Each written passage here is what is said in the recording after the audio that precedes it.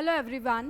So in the last class we were discussing about the development of the embryo. ठीक है, we have discussed already कि जो भी early stages होती है embryo development की, ठीक है, वो मोनोकोटिलिडन्स और डाइकोटिलिडन्स में क्या होती है, बिल्कुल सेम होती है. ठीक है, उनके सीड्स बिल्कुल डिफर करते हैं, लेकिन जो स्टेजेस ऑफ डेवलपमेंट होती है ना, वो they are similar in the early stages. ठीक है, we've already discussed about the development के 2 से 4 सेल, 4 से 8 सेल्स, क्या किस में सेल्स, कौन से पार्ट्स होते हैं, कौन सा किस में कन्वर्ट होता है, डिवाइड होता है. ठीक है, अब today we are suppose to discuss about the monocotyledon and dicotyledonous embryo. Okay,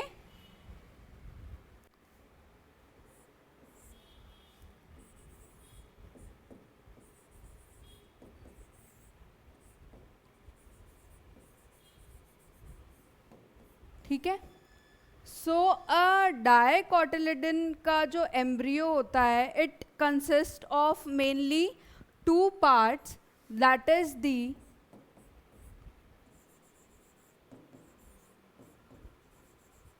cotyledon and the second one is the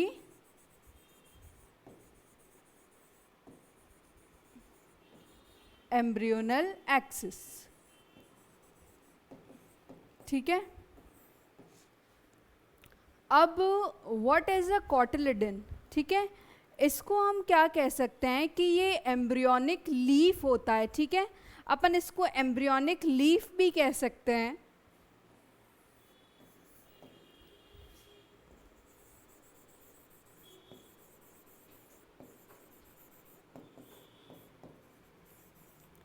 embryonic leaf, या we can say it is a leaf like structure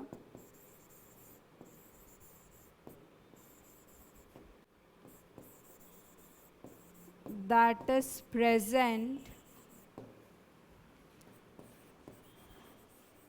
inside the embryo, या आगे जाके seed भी. ठीक है, that has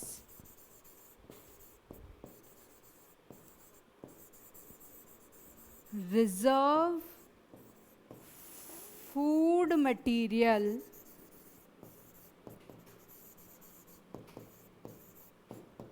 in it. ठीक है, ये जो कोटिलिडन होता है वो क्या होता है, it is a leaf like structure that has reserve food material in it. Okay, this is quite swollen also, this structure, this leaf is quite swollen also because of the presence of the reserve food material in it. Okay, now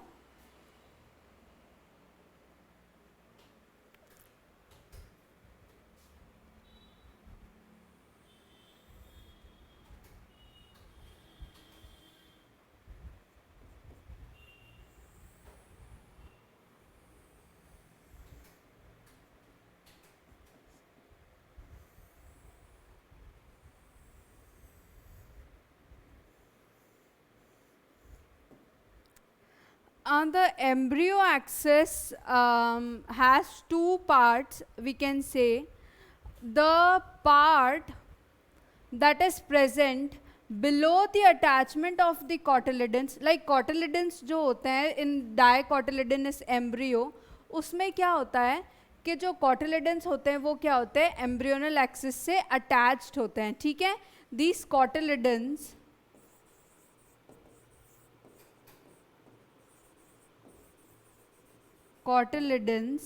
are attached to the embryonal axis. ठीक है,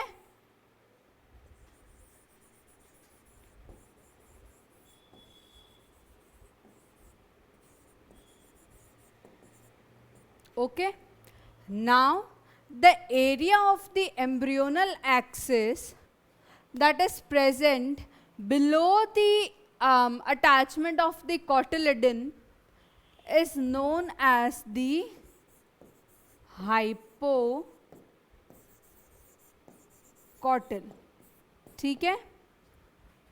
Area of the embryonal axis that is present below the attachment of the cotyledons is known as hypocotyl. Okay. Now this hypocotyl develops into radicle or root. ठीक है. This hypocotyl converts into radicle or root. Okay. Now this radicle is covered with a root cap. Okay. This radicle is covered with a sheath that is known as the root cap. Okay. It protects the radicle. Okay. Now the area above the attachment of the cotyledon, this area above the attachment of the cotyledon on the embryonal axis is known as एपिकॉटल. ठीक है. The area that of the embryonal axis that is present above the level of the attachment of the cotyledons is known as epicotyl. Okay. Now it terminates, this area terminates at a point. This area, this epicotyl terminates as plumule. Okay. This epicotyl terminates as a plumule that forms the stem of the future plant. ठीक है. Stem tip. This is the stem tip जो कि आगे जाके क्या बनाएगी, इस plant का स्टेम बनाएगी. Okay. This radicle is the root tip जो कि आगे जाके क्या बनाएगी, रूट बनाएगी of this plant. Okay. Now ये तो बात हुई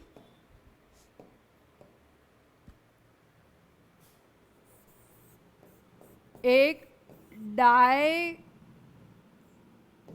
एम्ब्रियो की. ठीक है.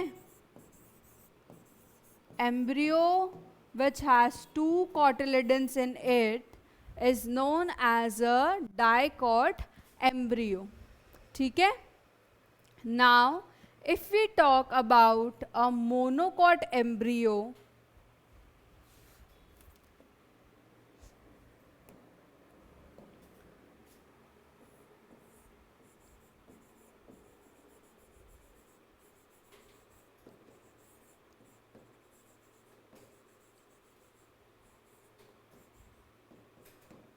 ठीक है. If we talk about a monocotyledonous embryo, it has only one embryo, one cotyledon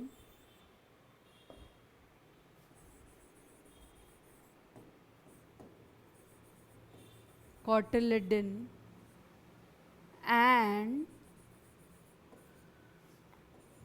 an embryonal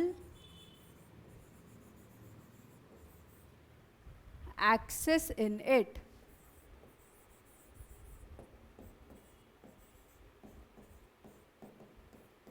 ठीक है. इसमें क्या होता है कि सिर्फ एक कॉटिलिडन होता है और एक एम्ब्रियोनल एक्सिस होती है. Okay. Now in grass family this cotyledon is known as scutellum. Okay. In grass family,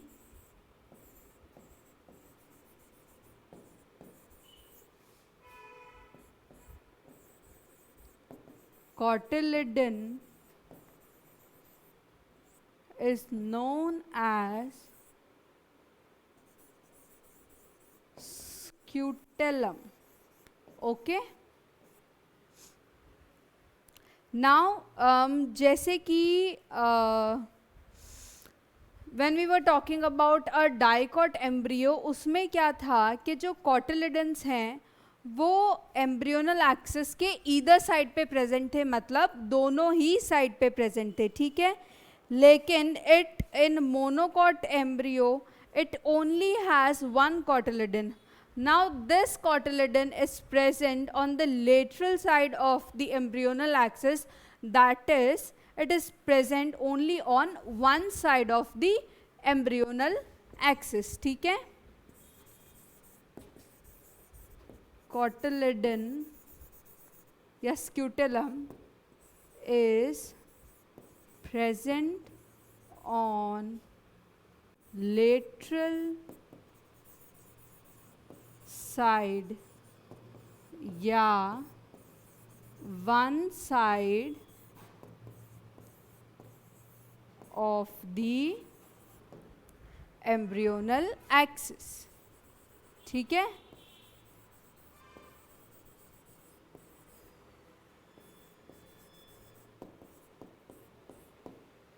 okay.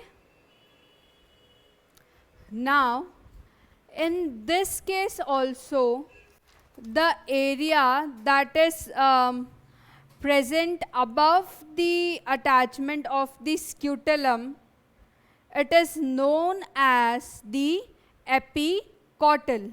Okay,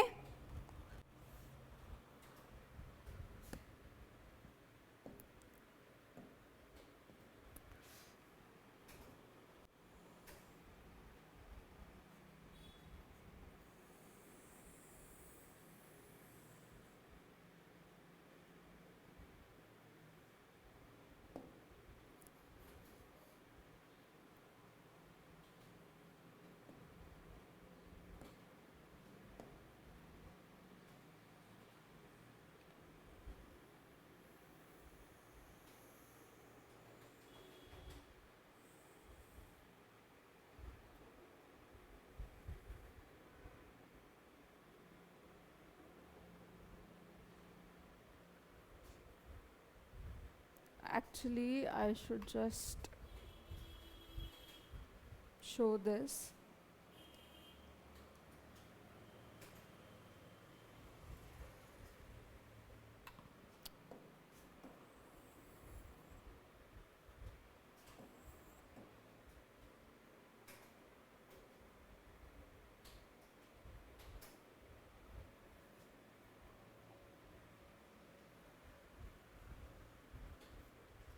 Okay, now this is a monocotyledonous embryo. Now in this also, the embryonal axis, the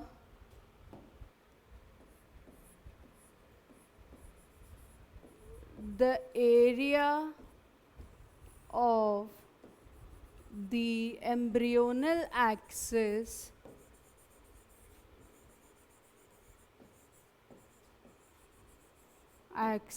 present above the level of attachment of scutellum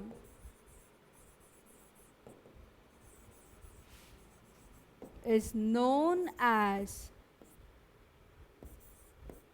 एपिकॉटल. ठीक है, ये चीज़ बिल्कुल same रहेगी एक मोनोकॉटिलिडन के embryo में और एक डाइकॉटिलिडन के एम्ब्रियो में, that the area of the embryonal axis that is present above the level of the cotyledons in the dicot and above the level of the scutellum in the grass family or in the monocot embryos, ठीक है, will be known as the epicotyl, and the area that is present of the embryonal axis that is present below the attachment of the scutellum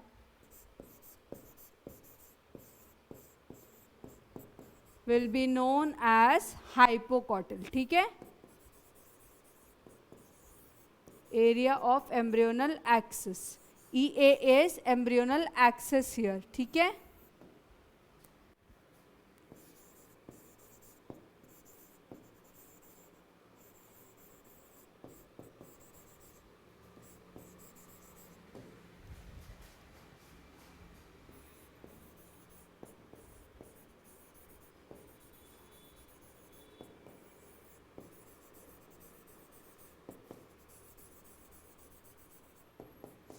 Now, in this case also, the epicotyl terminates as a plumule, ठीक है, that is the stem tip or the shoot apex, okay? Stem को अपन shoot भी बोलते हैं ना, root and shoot, okay? तो it ends as epicotyl terminates as a point, ठीक है?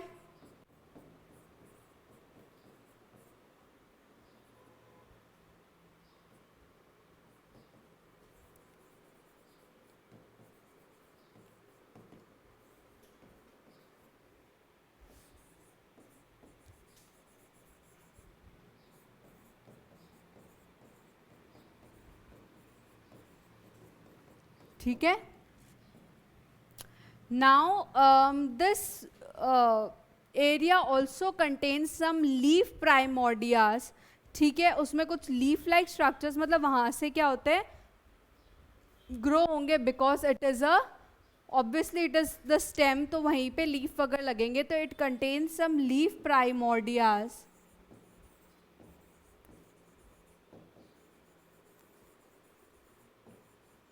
ठीक है, जो कि क्या होते हैं, एक शीत में एनक्लोज्ड होते हैं. ठीक है, ये क्या होते हैं, एक शीत में एनक्लोज्ड होते हैं, जिसको हम क्या कहते हैं, कोलियोप्टाइल. ठीक है,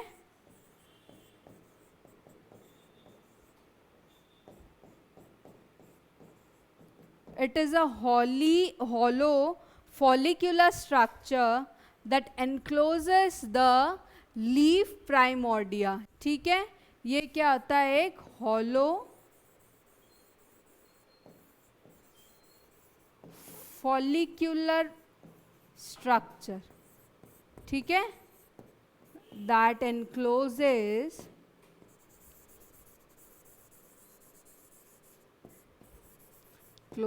the leaf primordias. Okay,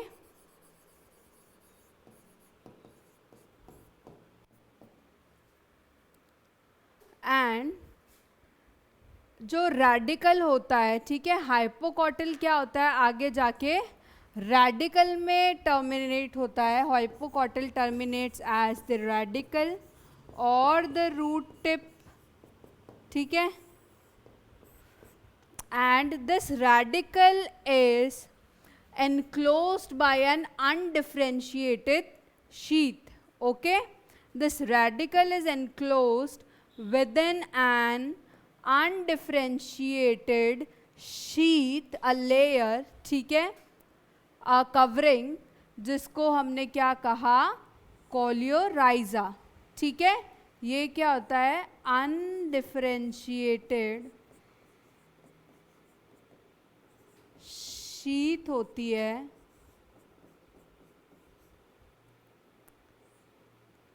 covering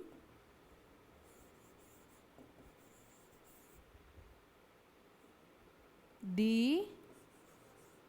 radical. Okay,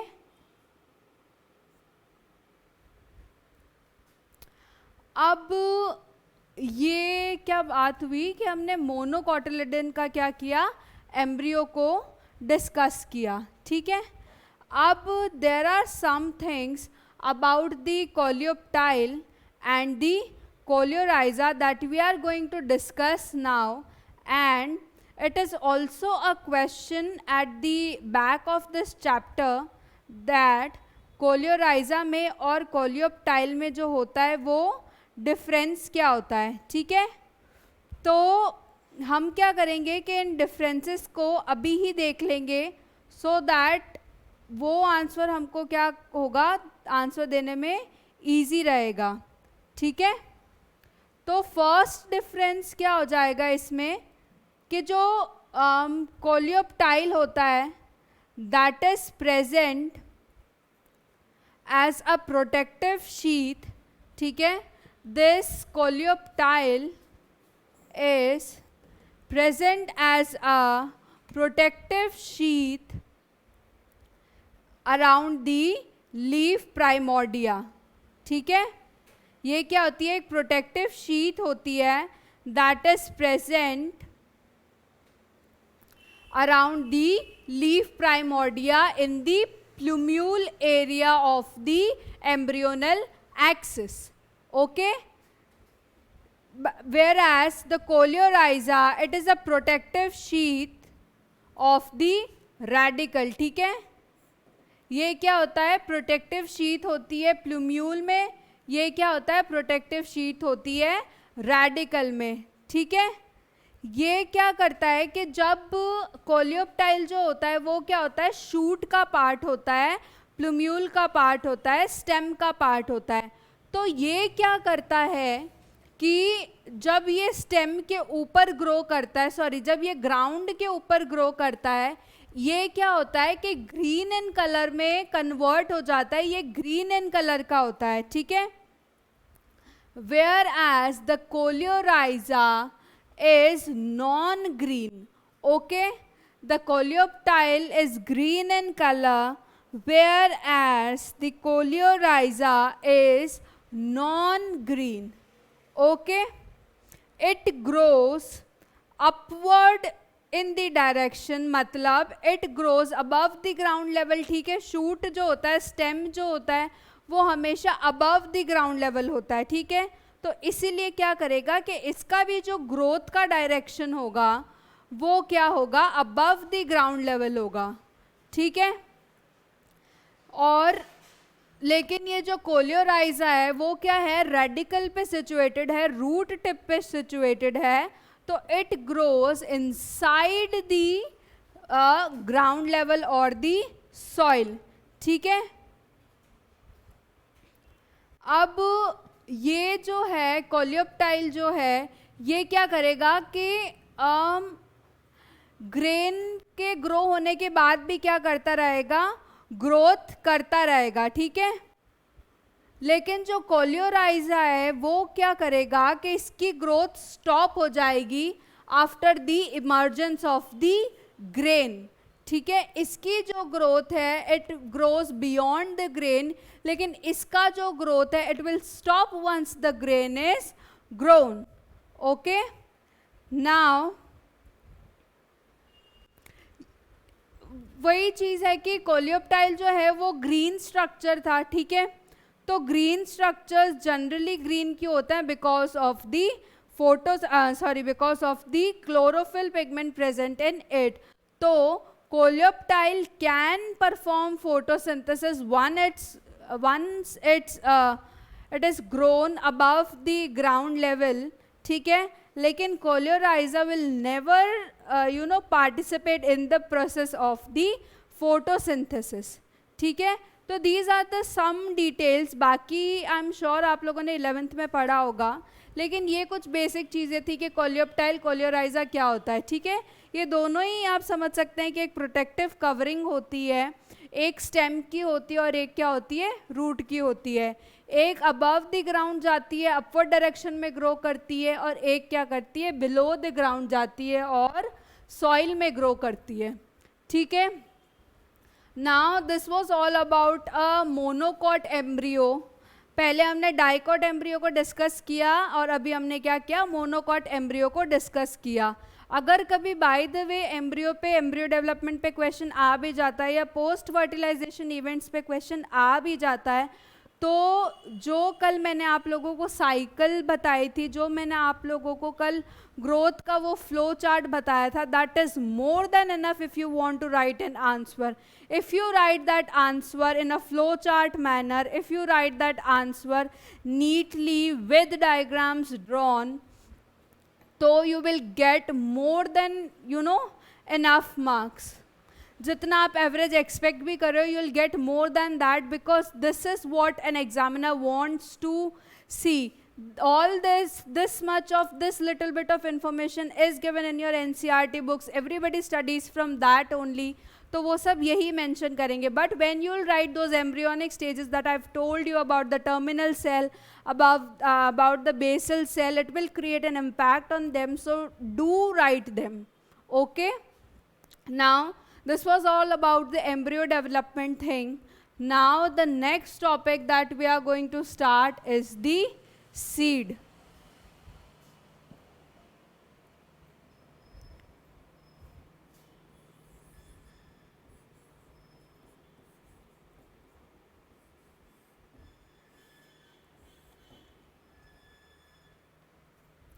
seed क्या होते हैं?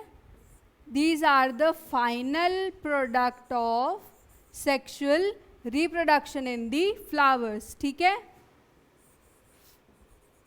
Final product of sexual reproduction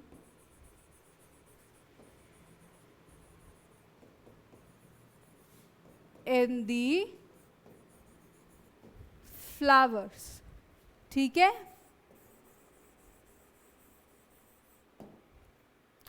अब we can also call it as a fertilized ovule.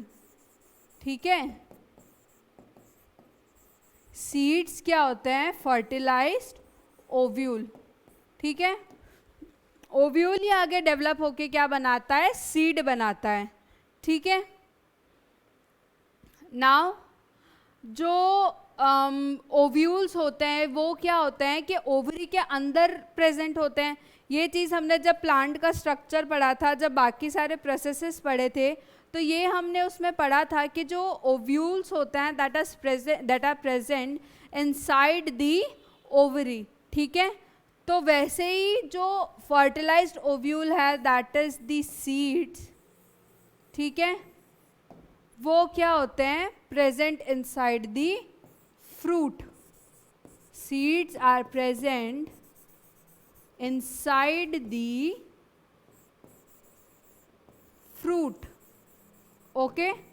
और आफ्टर फर्टिलाइजेशन जब हमने फर्स्ट चैप्टर को डिस्कस किया था, हमने ये देखा था कि जो पोस्ट फर्टिलाइजेशन इवेंट्स होते हैं एक प्लांट में, उसमें हमने ये बेसिक देखा था कि कौन से पार्ट्स फर्टिलाइजेशन के बाद फॉल ऑफ हो जाते हैं और कौन से पार्ट रिमेन्स ऑन देम और वो आगे जाके क्या बनाते हैं. ठीक है? तो हमने देखा था कि जो ओवरी होती है वो after fertilisation converts into a fruit. ठीक है? तो ovules are present inside the ovary and the seeds are present inside the fruit. Okay? Now what are the parts of a seed? ठीक है?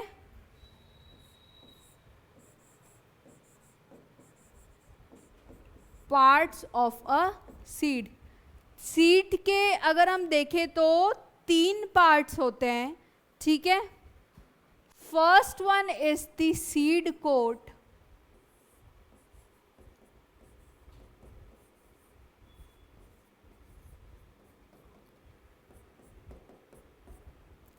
Second one is the cotyledons.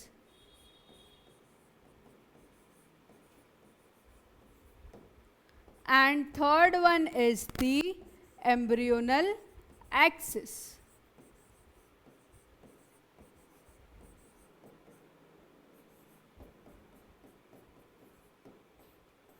ठीक है? एक seed के क्या होते हैं कि 3 पार्ट होते हैं, या वी कैन से कि a seed consist of 3 parts. Sorry, उसको हमने क्या कहा? Seed coat, cotyledons and embryonal axis. ठीक है? अगर मोनोकॉट का सीड है तो एक कॉटिलेडन प्रेजेंट होगा, अगर डाइकॉट का सीड है तो 2 कॉटिलेडन्स प्रेजेंट होंगे. ठीक है? अब कॉटिलेडन्स के बारे में तो I guess we have discussed sufficiently in the previous topic.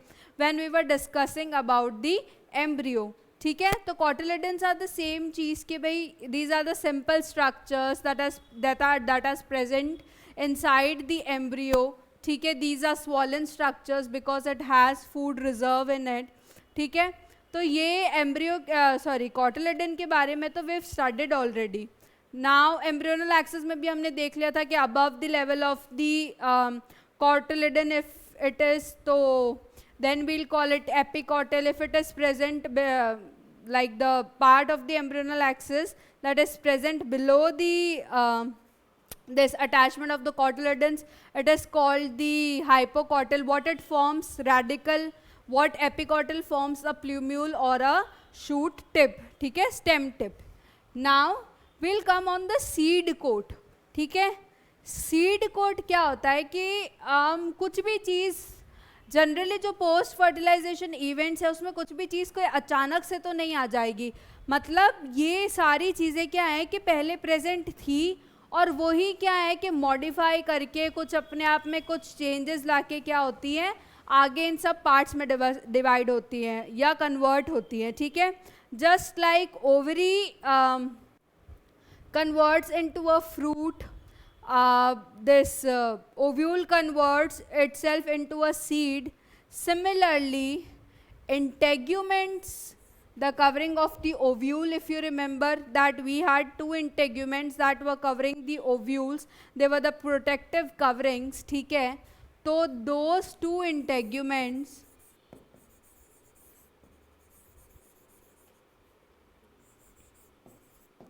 converts itself into seed coat. ठीक है, ये क्या होती है, एक प्रोटेक्टिव कवरिंग होती है सीड की.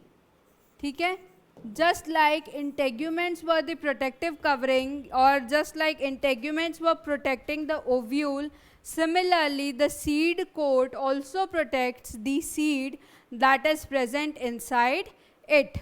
Okay, now the seed coat can have two layers or it can have just one layer. ठीक है, if the seed coat has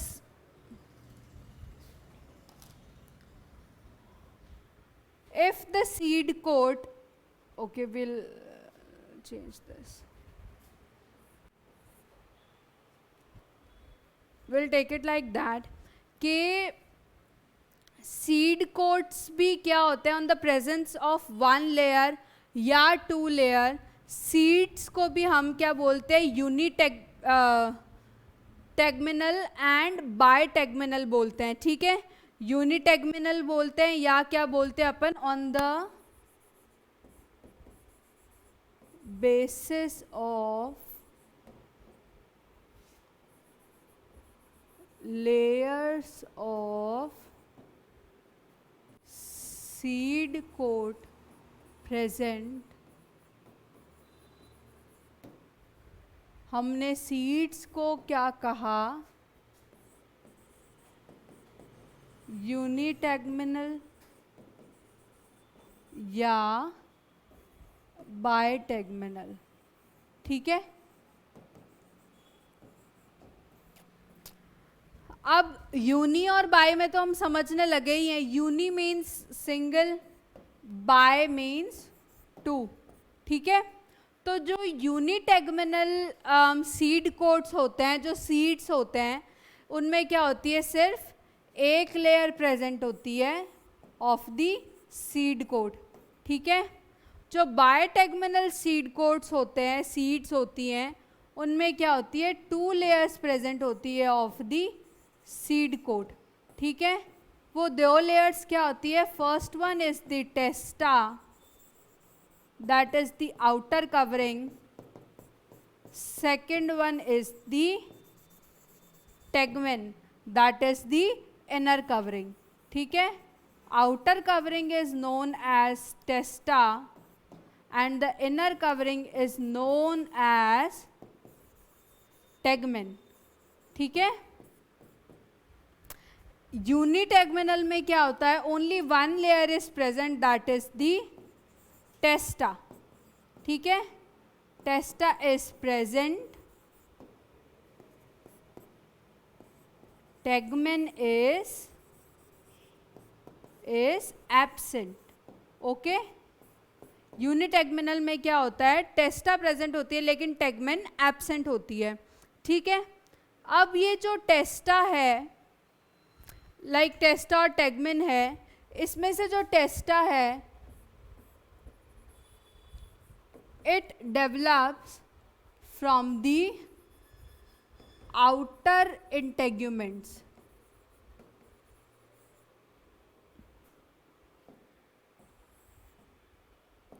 It develops from outer integument. ठीक है, वेयर एज, ओके पहले टेस्टा को discuss कर लेते हैं. ठीक है, ये क्या होती है, आउटर इंटेग्यूमेंट से क्या होती है, बनी होती है. ठीक है, अब आउटर इंटेग्यूमेंट्स, जो इंटेग्यूमेंट्स भी होते हैं ना, मतलब जो प्रोटेक्टिव लेयर्स थी, उस एक प्रोटेक्टिव लेयर में क्या होती है, सेवरल लेयर्स प्रेजेंट होती है. ठीक है, तो ये जो टेस्टा है उसके भी क्या होते हैं, दो पार्ट्स होते हैं, दो लेयर्स होती है. ठीक है, एक तो एंडोटेस्टा और एक एक्सो. ठीक है, दोनों ही क्या होती है, अलग अलग पार्ट्स ऑफ इंटेग्यूमेंट से बनती है. ठीक है, एंडो और एक्सो. ठीक है, तो ये होती है कि भाई टेस्टा डेवलप कैसे हुई. टेस्टा क्या होती है, इट इज स्मूथ, ठीक है, it is thick, it is smooth and it is thick. Okay, it is impermeable,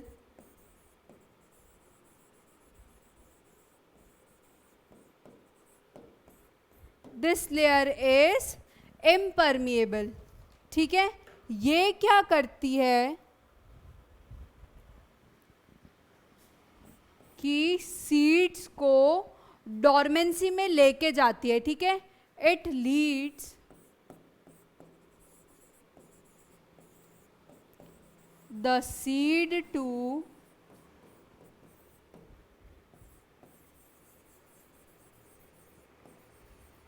dormancy. ये क्या होती है कि प्रोटेक्टिव लेयर होती है ना, मतलब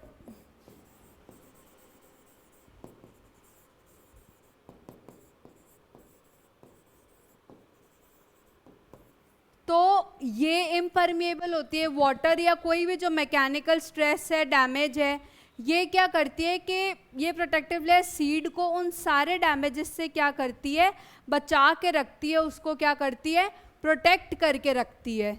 ठीक है, तो इसलिए जब सीड्स डोमेंसी में जाते हैं, वो जर्मिनेट तब नहीं कर रहे होते, तो ये टेस्टा जो होती है वो उसको क्या करती है, प्रोटेक्ट करती है. ठीक है, प्रोटेक्ट किससे करती है, मैकेनिकल डैमेज से,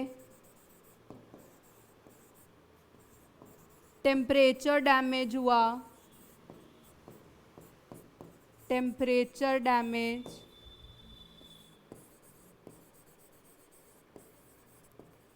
वाटर को पेनिट्रेट नहीं करने देती.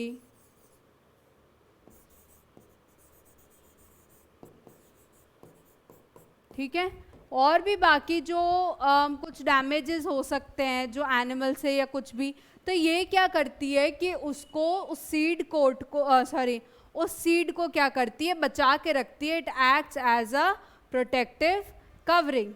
ठीक है, the next layer that is present inside the testa is the tegmen. Okay, now this tegmen develops from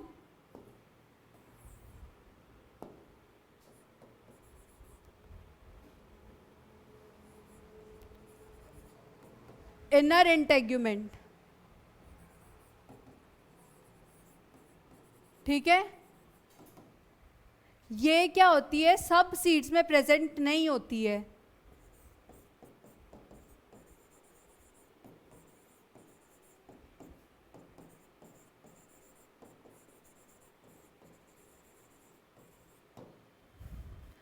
This is whitish in color.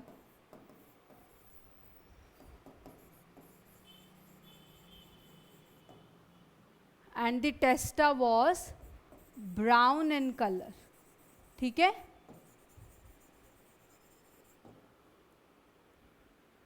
This is whitish in color and is thin and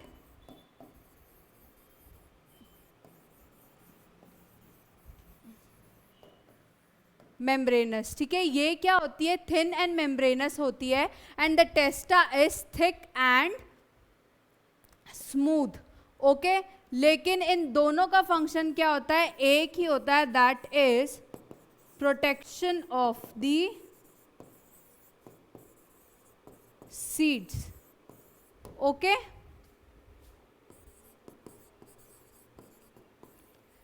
ये तो क्या हुआ कि हमने basic seed का structure discuss किया. Cotyledon होते हैं, एम्ब्रियोनल एक्सिस होती है और टेस्टा टेगमेन होते हैं एज दी सीड कोट. ठीक है, इसमें क्या होता है कि जो माइक्रोपाइलर एंड है इट रिमेन्स लाइक दैट, और वो माइक्रोपाइलर एंड क्या करता है?